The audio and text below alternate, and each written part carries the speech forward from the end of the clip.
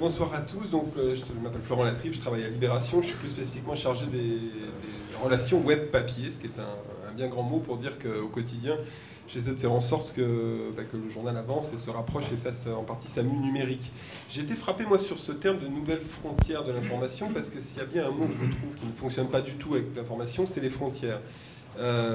En fait, je pense qu'il n'y a pas de nouvelles frontières d'information, il n'y en a plus du tout. J'ai pris Le Monde, j'ai emprunté à mon voisin Le Monde, parce que ça me frappe. Voilà. Confirmé, donc ça c'est une information, c'est Le Monde, c'est un quotidien, rien que le mot quotidien est assez particulier. Moi-même je travaille pour un quotidien. L'information dans un quotidien, elle est bien rangée, elle est des pages qu'on feuillette, les articles se répondent les uns les autres, c'est construit comme un ensemble, c'est fait par une rédaction, c'est mis en kiosque tous les jours à la même heure. C'est distribué de façon totalement régulière et ça a longtemps été comme ça. Donc c'est comme ça qu'on définit une frontière. On définit une frontière par sa géographie, donc par son pourtour. L'information ne déborde pas du papier. On va définir une frontière dans le temps, les frontières évoluent dans le temps et de fait l'information va être délivrée toujours dans le même tempo, l'information du quotidien. Et on définit aussi une frontière par une particularité, c'est que la frontière c'est aussi le lieu de la souveraineté, c'est le lieu de l'impôt, et donc c'est le lieu de l'argent. Et effectivement, un quotidien c'est aussi un objet qu'on achète, ou, dans des modèles plus récents, un objet qui est donné en échange d'un budget publicitaire, comme avec les métros et 20 minutes. Toutes ces frontières, les unes après les autres, qui définissaient la façon dont l'information était délivrée par les quotidiens, ont sauté. Aujourd'hui, je suis bien placé pour le savoir à Libération, c'est mon travail au quotidien, il n'y a plus, on fabrique évidemment encore un objet en kiosque, mais chaque élément de cet objet se retrouve de façon unitaire en numérique à être distribué sur le net. Et effectivement, un des distributeurs est Google Actualité, Google en général, mais Google Actualité plus particulièrement, où on peut l'avouer en tant que journaliste web, on passe nos journées à aller regarder, tiens, si l'algorithme, dont on ne connaît pas les ressorts, a bien remonté ce qu'on avait fait, à apprendre des techniques de SEO pour essayer de faire réagir l'algorithme, pour faire remonter notre article en haut et que ce soit très cliqué, parce qu'évidemment, si c'est cliqué, ça fait de l'audience, si ça fait de l'audience, ça peut nous faire partiellement un peu de publicité. Donc déjà, cette frontière qui faisait l'unicité d'un journal où les papiers étaient ensemble, construits ensemble, se répondaient, a complètement volé en éclats. Sur le temps, il est évident qu'on mettait un quotidien tous les jours, donc il y avait une régularité de l'information. On pouvait chaque jour se dire, voilà quelle est la sélection d'actualité à ce moment-là, ce qu'on estime important d'éclairer, d'apporter aux citoyens qui nous lisent.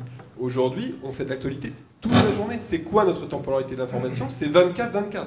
En termes d'organisation en interne, imaginez ce que ça implique pour une équipe qui a toujours eu l'habitude de rythmer son quotidien, son travail sur la production de l'information une fois par jour. Tout d'un coup, on a complètement fait voler cette notion. Et quant au mur de l'argent, la dernière frontière, celle du financement, on parle toujours de la crise de la presse, qui est évidemment une crise d'abord de financement. Aujourd'hui, c'est tout simple, on court tous les lièvres à la fois, c'est-à-dire qu'on essaie de faire sur le web du payant, donc on a des abonnés à 12 € par mois, et on a aussi évidemment un modèle de financement publicitaire, c'est-à-dire une audience qu'on espère la plus grande possible pour avoir en échange des revenus publicitaires. Et c'est ces deux leviers de financement sur le web qu'on essaie de faire fructifier pour stabiliser le financement du journal.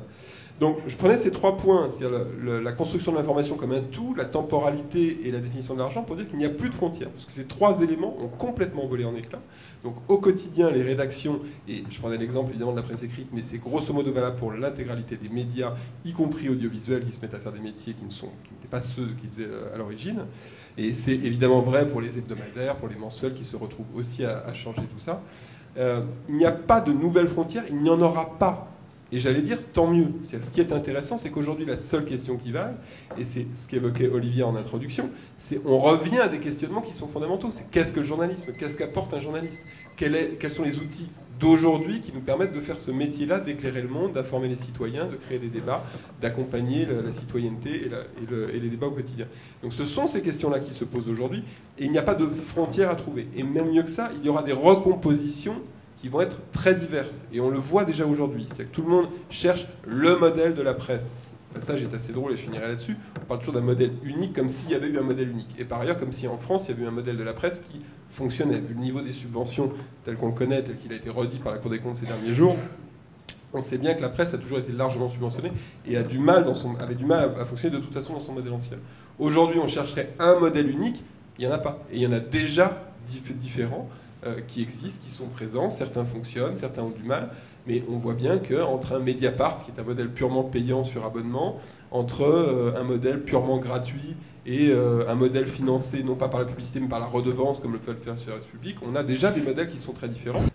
Florent, des choses sur Internet. Il n'y a plus de frontières dans la formation, mais il y a des frontières sur mon minuteur. Voilà. Et donc ces différents modèles vont le faire, et évidemment le modèle de financement influe sur le modèle éditorial, et c'est pour ça que la diversité entre tout ça est très souhaitable.